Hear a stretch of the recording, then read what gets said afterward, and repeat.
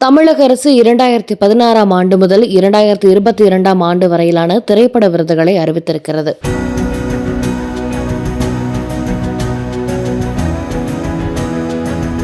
Lyca productions Subaskaran வழங்கும் அனுபமா பரமேஸ்வரன் நடிப்பில் lockdown உங்கள் அபிமான திரையரங்குகளில் வெற்றி நடை போடுகிறது. ஐஸ்வர்யா கருத்தரித்தல் மையங்களில் ஜனவரி 30 முதல் பிப்ரவரி 5 வரை இலவச ஆலோசனை மற்றும் சிகிச்சைகளில் மாபெரும் சிறப்பு சலுகை. தங்கமயில் தை கொண்டாட்டம் சிறப்பு சலுகையாக தங்கம் கிராமிற்கு ரூபாய் 300 முதல் ரூபாய் 600 வரை தள்ளுபடி. இச்சலுகை பிப்ரவரி 1 வரை மட்டுமே. தங்கம் வாங்க தங்கமயிலுக்கு வாங்க. இதில் சிறந்த நடிகைகள் குறித்து பார்க்கலாம். பாம்பு சட்டை படத்திற்காக கீர்த்தி சுரேஷும், ஆரம் படத்திற்காக நயன்தாராவும், செக்க சிவந்த வானம் படத்திற்காக ஜோதிகாவும், அசுரன் படத்திற்காக மஞ்சு வாரியரும், சூரரை போற்று படத்துக்காக அபர்ணா பாலமுரளி, ஜெய்பீம் படத்துக்காக லிஜிமோல் ஜோஸும், கார்கே படத்திற்காக சாய் பல்லவியும் சிறந்த நடிகைகளாக தேர்வு செய்யப்பட்டுள்ளனர். மேலும் இதில் சிறந்த இயக்குநர்களுக்கான விருதை சுதா கோங்கரா, புஷ்கர் காயத்ரியும் பெற உள்ளனர். இந்த விருதுகளை பிப்ரவரி 13ஆம் தேதி வெள்ளிக்கிழமை மாலை 4:30 மணிக்கு சென்னை கலைவாணர் அரங்கில் நடைபெறும் விழாவில் துணை முதல்வர் உதயநிதி ஸ்டாலின் வழங்க உள்ளார். தமிழ்நாடு அரசால் தேர்ந்தெடுக்கப்பட்டுள்ள சிறந்த திரைப்படங்களுக்கு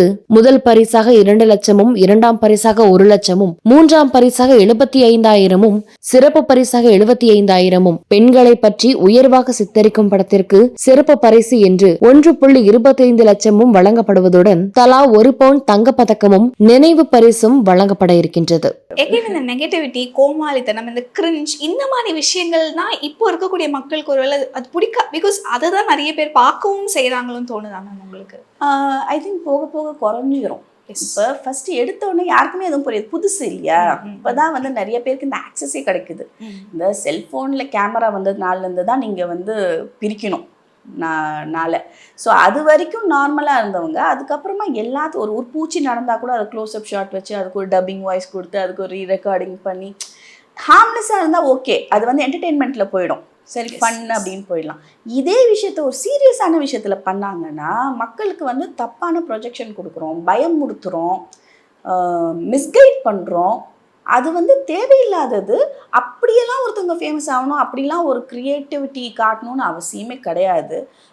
சிரத்தை எடுக்கணுன்றது ரொம்ப முக்கியம். இதெல்லாம் ரொம்ப ஈஸி, நம்ம படுத்துக்கிட்டே கூட ஃபோனில் வீடியோ எடுத்து போடலாம். அப்போ அர்த்தமே இல்லைல்ல. நீங்கள் ஒரு ரிசர்ச் பண்ணணும், அதை பற்றி என்னான்னு ஸ்டடி பண்ணணும், அதுக்கெலாம் வேல்யூ இல்லாமல் போயிட்டுருக்குது. இன்றைக்கி ஒரு ஸ்காலர் போய் ஒரு ஆர்கிடெக்சர் பற்றி ஒரு இது கொடுக்குறாருன்னா அங்கே போகணும், ஸ்டடி பண்ணணும், ரெஃபரன்ஸ் எடுக்கணும், லிட்ரேச்சர் ரிவ்யூ பண்ணணும், நிறைய விஷயங்கள், நிறைய போய் இன்டர்வியூஸ் எடுக்கணும். அதுக்கப்புறம் தான் இதுதான் விஷயம் அப்படின்னு ஒரு டாக்குமெண்ட்ரி சப்மிட் பண்ணுவாங்க. அது ஆத்தென்டிகேட்டடாக இருக்கும். அதை பார்த்தா நமக்கு கற்றுக்கிறதுக்கு விஷயங்கள் இருக்கணும். அதை விட்டு சும்மா எதை வேணாலும் எது கூட வேணாலும் சேர்க்கலாம், அதில் என்ன வார்த்தைகள் வேணாலும் போடலாம், என்ன மியூசிக் வேணாலும் போடலாம். அது மக்களுக்கே மந்த புத்தி ஆகிடும்.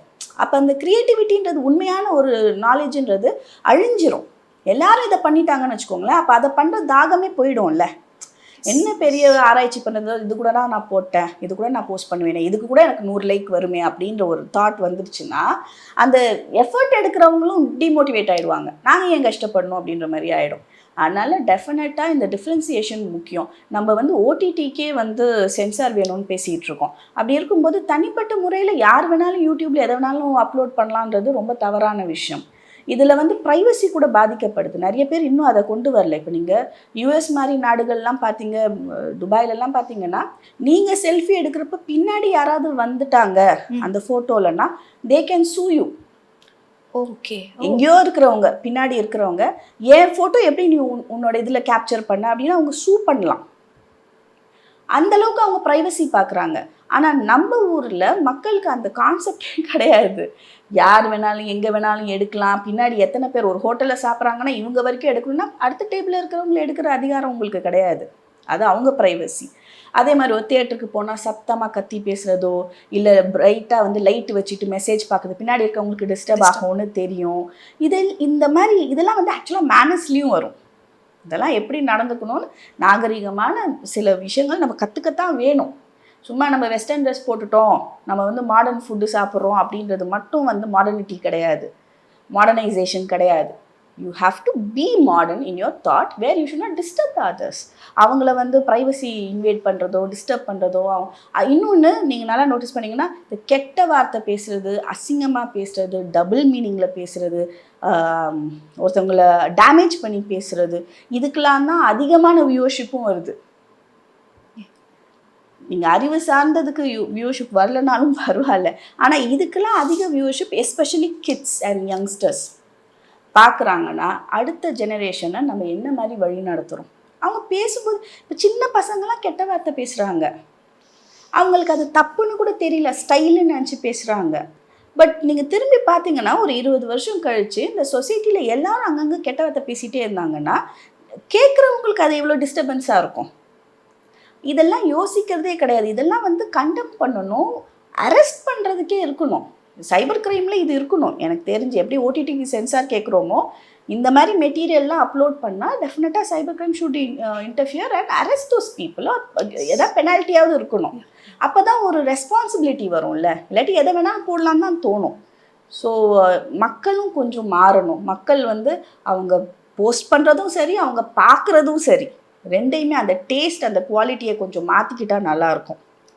இப்போது சைல்டு பற்றி பேசினதுனால இப்போது நிறைய பேர் இப்போ வந்து கப்பலாக போடும்போது இல்லை குழந்தைங்களுக்கே ஃபோன் கொடுத்து ஒரு சேனல் தனியாக வந்து பேரண்ட்ஸ் ஸ்டார்ட் பண்ணுறாங்க மேம். இப்போ சில குழந்தைகள் ரொம்ப என்னன்னு நினைவே தெரியாமலாம் சில குழந்தைகள் வந்து தானாக வீடியோஸ் எல்லாம் போடுறாங்க. சில பேர் இப்போ பேரண்ட்ஸாக வந்து அவங்க பாப்பாவோட ஃபோட்டோஸ்லாம் போடும்போது கொஞ்சம் ட்ரெஸ்ஸை ஒரு இன்னர்ஸ் மட்டுமே போட்டிருப்பாங்க, அந்த மாதிரி வீடியோஸ் எல்லாம் போடுவாங்க. குழந்தை அப்படிங்கிறதுனால பெருசாக எதுவும் தோணாது, அது க்யூட்டாக என்ஜாய் பண்ணுவாங்க அவங்களோட விஷயங்கள் எல்லாத்தையும். அந்த குழந்தை வளரும் போது இதெல்லாம் பார்க்கும்போது என்ன மேம் ஆகும்? இவங்க அதுக்குள்ளே அதை நார்மலைஸ் பண்ணிடுவாங்க. அந்த குழந்தை வளர்ந்ததுக்கப்புறமா அதே ட்ரெஸ் போடுற அளவுக்கு இவங்க நார்மலைஸ் பண்ணிடுவாங்க. அதனால் மக்கள் வந்து ஒரு விஷயத்தை அணுகும்போது காமெடியாவோ ஃபன்னாவோ மட்டும் அணுகக்கூடாதுன்றதை நான் திருப்பி சொல்லிகிட்டு இருக்கேன். இன்றைக்கி டேட்டுக்கு அது காமெடி தான். இன்றைக்கி டேட்டுக்கு இவங்க 4 பேர் உட்காந்து சிரிக்கும் போது அது காமெடி தான். ஆனால் இதை நம்ம பப்ளிக் ஃபோரமில் போட்டோன்னா யாரோ பார்க்க போகிறாங்க, எந்தெந்த சமூகமோ எந்தெந்த மதமோ எந்தெந்த மொழிக்காரங்களோ யாரோ பார்க்க போகிறாங்க. ஒரு காமெடின்ற பேரில் இவங்க சொல்கிற ஒரு விஷயம் அவங்களுக்கு சென்சிட்டிவாக இருக்கும், அவங்களுக்கு அது கொள்கைக்கு அப்பாற்பட்டதாக இருக்கும். அது நீங்கள் பப்ளிக் ஃபோரமில் போடும்போது you should have that response. அதுதான் திருப்பி சொல்லியிருக்காங்க, அந்த ரெஸ்பான்சிபிலிட்டி எங்கே போச்சு, அதுதான் ரொம்ப முக்கியம். நம்ம வெறும் நீங்களும் நானும் ஒரு வீடியோ பார்க்குறோமா, நம்ம சிரிச்சிட்டு இருக்கோமா, என்ன வேணாலும் பார்க்கலாம். அதே நம்ம பப்ளிக்கு போடுறோமா, ரொம்ப யோசிச்சு தான் போடணும், ஒவ்வொரு எழுத்தும் யோசிச்சு தான் போடணும். அந்த ரெஸ்பான்சிபிலிட்டி இல்லைன்னா போடக்கூடாது. ஏன்னா அது யாரையோ பாதிக்கும், சுற்றி இவங்களையும் பாதிக்கும்.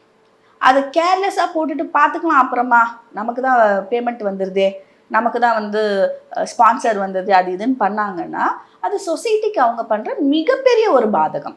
Yes ma'am. இந்த சைல்டுக்கு ஸ்பெசிஃபிக்கலாக என்னென்ன மாதிரி இன்செக்யூரிட்டிஸ் கொஞ்சம் வளர்ந்து இன்னொரு 5-10 வருஷத்தில் வளர்ந்து எல்லாம் நினைவு தெரிஞ்சதுக்கப்புறம் ஐயோ இந்த மாதிரி நம்ம இருக்கிற வீடியோவை ஃபோட்டோவை போட்டிருக்காங்கன்னு ஒரு இன்செக்யூரிட்டி இருக்குல்ல மேம், அது எந்த அளவுக்கு அந்த சைல்டோட மென்டல் ஹெல்த்தை லைஃப்பை டெஸ்ட்ராய் பண்ணுற அளவுக்கு ஆகும் மேம்? நிச்சயமாக அப்பா அம்மா மேலே கோபம் வரும், எப்படி நீங்கள் இப்படி பண்ணலான்னு. பட் என்ன பண்ணிடுவாங்க, அந்த ஒரு ஸ்டேஜில் டெலீட் பண்ணிடுவாங்க. அதுவும் அவங்க தானே வச்சுருக்காங்க ஸ்விட்ச்சு, போடுறதும் அவங்க தான், எடுக்கிறதும் அவங்க தான். அதனால் தேவைப்பட்டால் டெலீட் பண்ணிக்குவாங்க. லைகா புரொடக்ஷன்ஸ் சுபாஸ்கரன் வழங்கும் அனுபமா பரமேஸ்வரன் நடிப்பில் லாக்டவுன் உங்கள் அபிமான திரையரங்குகளில் வெற்றி நடை போடுகிறது. ஐஸ்வர்யா கருத்தரித்தல் மையங்களில் ஜனவரி 30 முதல் பிப்ரவரி 5 வரை இலவச ஆலோசனை மற்றும் சிகிச்சைகளில் மாபெரும் சிறப்பு சலுகை. தங்கமயில் தை கொண்டாட்டம் சிறப்பு சலுகையாக தங்கம் கிராமிற்கு ரூபாய் 300 முதல் ரூபாய் 600 வரை தள்ளுபடி. இச்சலுகை பிப்ரவரி 1 வரை மட்டுமே. தங்கம் வாங்க, தங்கமயிலுக்கு வாங்க.